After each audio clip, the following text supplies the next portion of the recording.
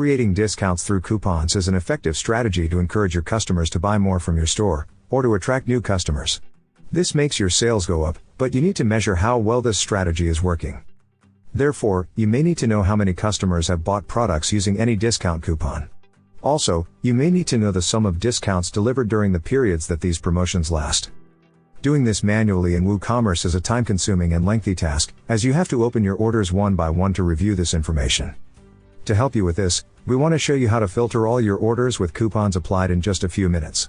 We'll use the WooCommerce Orders Spreadsheet plugin, which allows you to view and manage your WooCommerce orders using an intuitive spreadsheet. You can find the link to download the plugin in the description of this video. Also, you'll find the link to our written guide.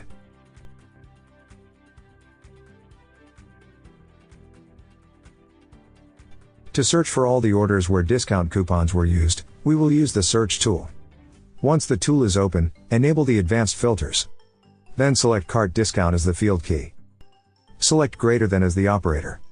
And enter 0 here.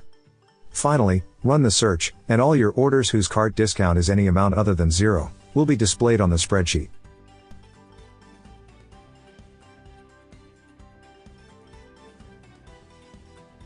Now that you have found the orders where coupons were used, let's create an external database to analyze this information. To do this, we will export the orders we have found to a CSV file using the export tool. Here, select the columns you want to export. Select the app you'll use to edit the CSV file. And download the file to your computer.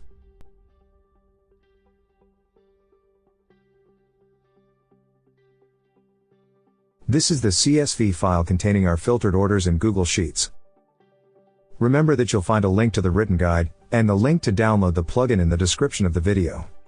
We have live chat support on our website. Subscribe to our YouTube channel to find more video tutorials.